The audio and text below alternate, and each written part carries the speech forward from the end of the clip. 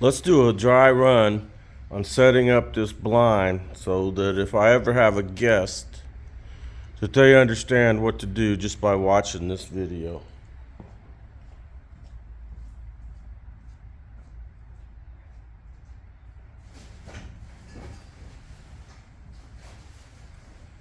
Usually the blind is stowed at the bottom underneath all the decoys. So the first thing you do is put out all the decoys. Well, the first thing you do is you drive around the hole and select where you're going to hide. That kind of determines where you're going to set up the decoys and how. Then you put out the decoys, then you go and set up and hide. Okay, this blind has two panels. One to the front, one to the back. They used to be identical, but one got dropped overboard by a clumsy companion, and I had to rig this. So it's pretty easy to tell which one is which. The one with the holes goes in the front, okay?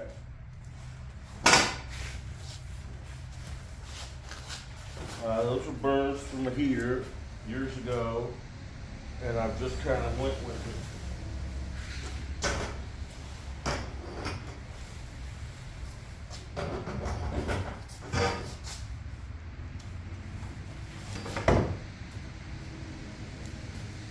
Now, if we come in close here, or closer, I'll probably block it when I get up there and do it. I'll try not to. Maybe I'll just get inside the boat. But I have to undo the thumb screw on the right so that it can drop down. When you travel, those screws have a way of working themselves inward. So you have to loosen it. You'll feel when it goes. You want to get it kind of level right here at the bottom. See how it can keep going down? I can adjust the height low or high. And we want it high. It just works better. I've done it both ways, and I've killed ducks both ways. So you want this thumb screw pretty tight. Come to the other side, do the same thing.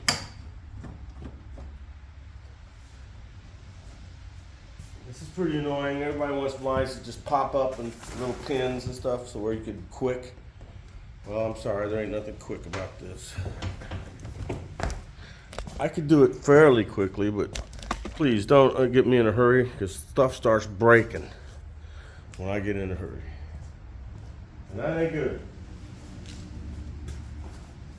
Sometimes I'll have it in shallow enough water so I can walk around and set it up on the outside like I'm doing now. But usually, in general, I have to do everything from inside the boat, which means you have to be a contortionist to fit. Same deal here, a little thumb screw. Get the conduit down to where you feel it, tighten it. You could make it 2 or 3 inches taller just by letting it set on top of the thumb screws. I've done that before. It works out good if you just get it where you just feel it at the bottom and tighten these up. Sometimes you're tempted to use your Leatherman's tool, the pliers, to tighten them. You want it pretty tight because you set stuff up on top of the blind and we don't want it collapsing on us. Okay, next we want to put the sides on. I have them bundled.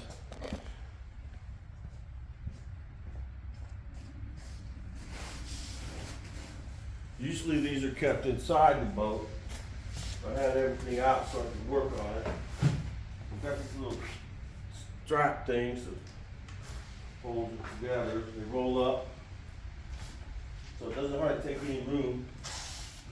But you don't want to lose your straps. I guess I could buy more, but I don't really want to.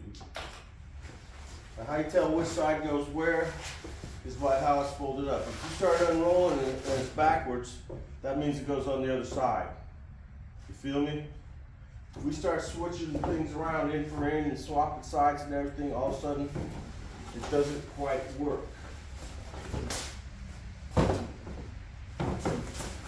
Let's put together this side first. Now there's the front and the back. We're going to put it on the front first because it's set up for it. The back is rigged. It has plumbing fittings screwed on where you just kind of twist it. It actually threads on to the 3/4 inch conduit that's at the top. At the bottom of these curtains is 1x2 material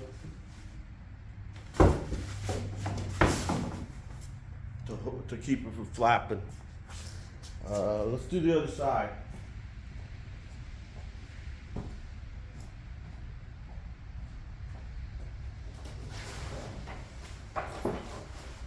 It goes on the same way. Just unroll it.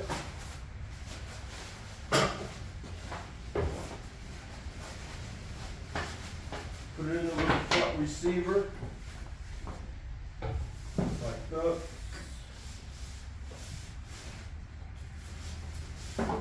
Turn this away. Okay, got it. Now you just kind of do like that and thread it in on the back. It's got plumbing fittings on the back. Okay, there's Velcro around to where you can zip it up to where it's pretty tight. If it's windy and really cold, you do want to take the time to Velcro the things where, well, it'll keep them cold out and warm in. I've got heaters that I run. Sorry about that.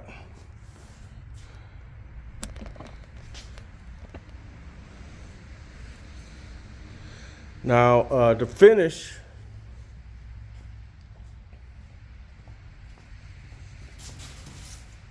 I usually start at the back.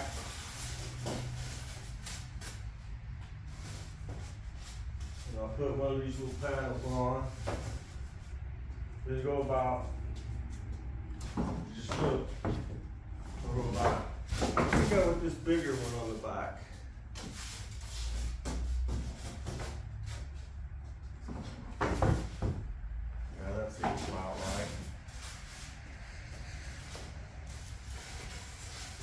Got different size panels, so I can adjust this according to how many people are hunting. And usually I'm hunting alone, so there's one.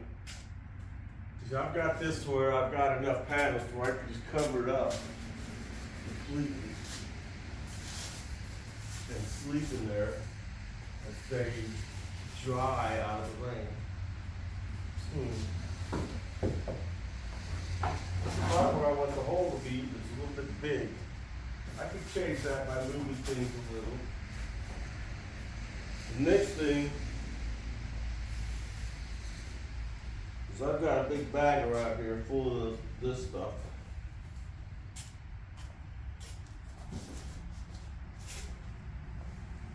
And I'll just start. Well, this dog stand goes on the other side of the boat, always. The dog is trained to work right there. He'll go in and out of the boat from that spot.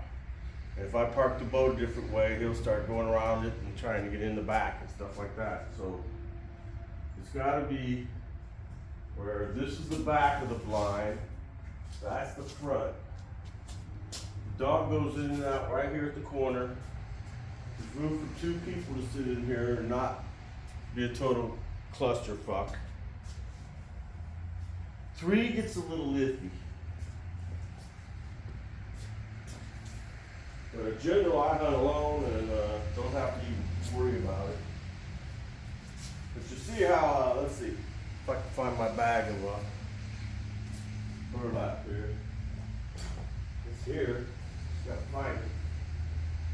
It's like, should be the mouse nest by now.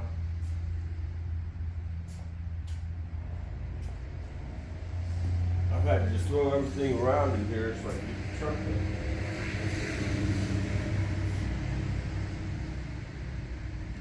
Where's my burlap?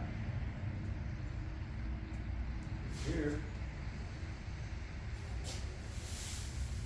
I've got a whole bunch of rocky grass too. I could just throw rocky grass on it. I've got a big pile of that. For some reason, I can't find my burlap. I think it's over here, that's why. Got my mojo. Chop the battery out. Crap. It's the Matthews motorized spinner. Probably older than most of the duck hunters. From when they first came out. Here. I think it's steel before. Oh, my burlap. Here's my burlap in this tote.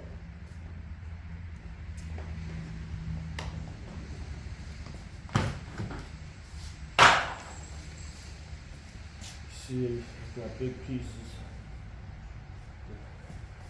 In fairly decent shape.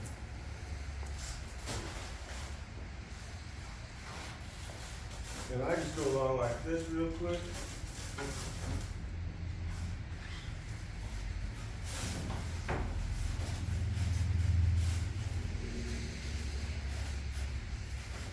That's pretty good. I've got quite a bit of burlap here. I can cover this whole bowl.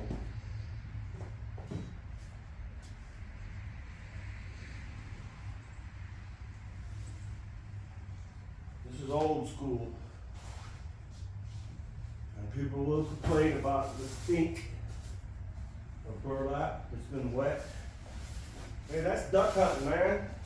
The smell of duck hunting. Wet burlap in the morning. You know what I mean? If it's freezing cold, take a little time and splash water on it, and it'll freeze and then keep stuff in place so it doesn't blow. Okay? That's a good hint, tip, whatever. This is a full size piece. I need to save it. I want a partial. Yeah, here. I've got pieces that are not full, see? That's for the front and back. So when you're going through the burlap, the small pieces are the front and back and the sides. And if we have a big piece left over, which we will, we'll just cover the front of the boat with that. See, here's another small piece for here. Oops, that's backwards. Before we set it up like that. Yeah, this is better.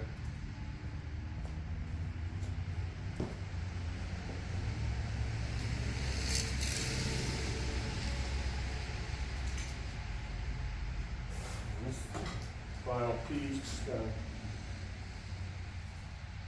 do what you gotta do to cover the front of the boat. A lot of times the dog will decide he wants to set up on the front. And it's usually because he has to go to the bathroom. He'll take a dump right up here on the front.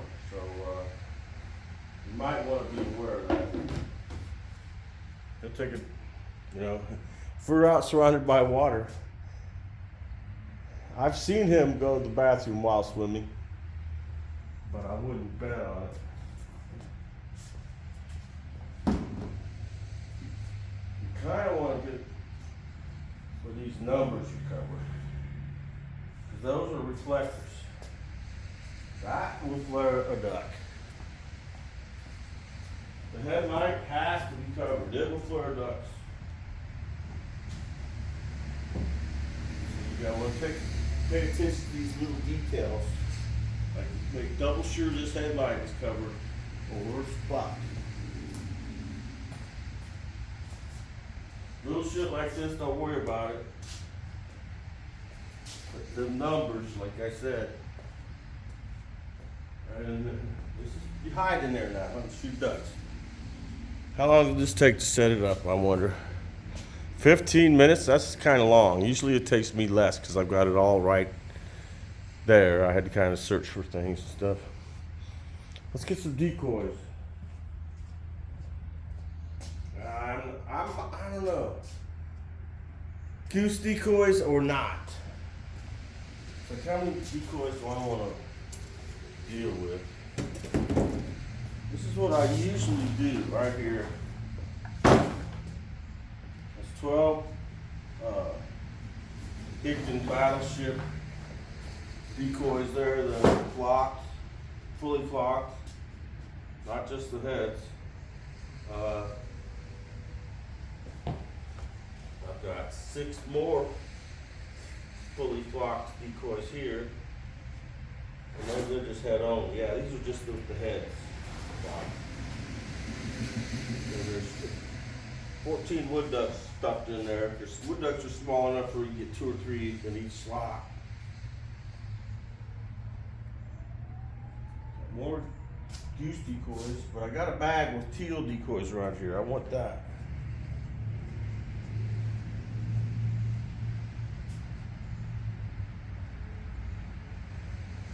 There it is. I've still got a bag of pintails that are around here.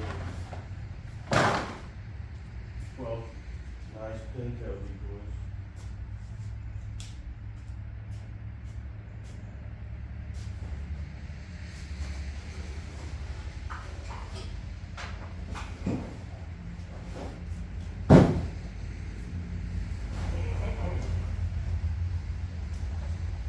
I don't know, but I think the Illinois opener, October 28th, is a little early till you'll be seeing pintails.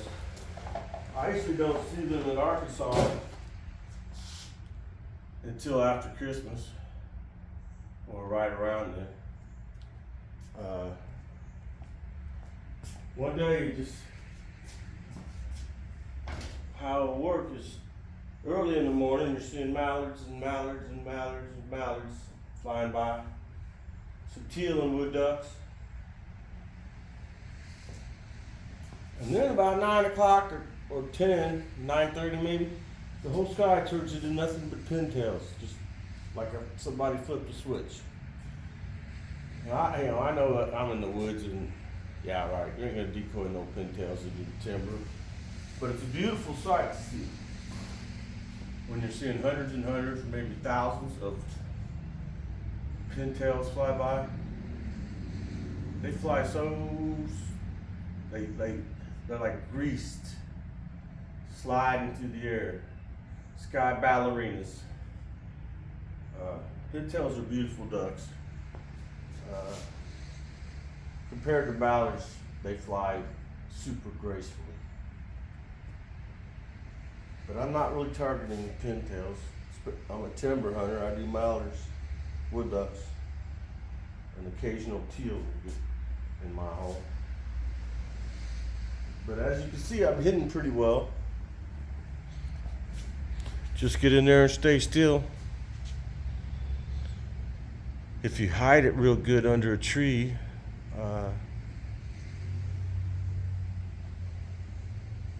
hey, I ain't trying to brag about my blind or nothing. It's not that great, but it's mine, it's paid for, and I use it with success in Arkansas in flooded timber and in Illinois on big water. I've had ducks dang near land inside this boat. It's been a long time, but yeah. 25 years ago, it wasn't nothing for them to come land up all around you. Well, those were the days. Any of you that experienced it, cherish those memories, because you're going to have to live on them, I'm afraid. I'm out in the thick of it down in Arkansas, and it's just gotten not that great. If they're killing them in Kansas like they say, then I need to go there. But then you know what? I always show up at the end where everybody's pissed off at everybody and hates everybody thoroughly. And you know, it's easy to get the wrong ideas. Either way, I'm heading south around Thanksgiving. See, in Arkansas, the season starts for the week of Thanksgiving. The weekend before and after Thanksgiving, plus that week. And then they have the Duck Festival in Stuttgart. I never go to that thing. I'm hunting, you know. I guess I could scoot down there and get there tired as hell late or something. But it'd be just dumb. It's an awful long way from Big Lake to Stuttgart. It's like, I don't know, 150 miles. And in Arkansas, everything takes longer. I think it's about 2 hours, 2.5 hours, 3 hours maybe to get from Big Lake to Stuttgart. So if I'm going to the sporting goods shop, I'd love to go to Max. It's cool as hell. But D&W is closer. And they've got pretty much what Max has. If they don't, well, then I don't need it. I'd sure as heck like to get me some crawdads this year. I missed it last year or just couldn't. The store was closed that had them and just... Bummer, man. I want me some crawdads. Have a great day, everybody. God bless you. Thanks for watching. Bye-bye.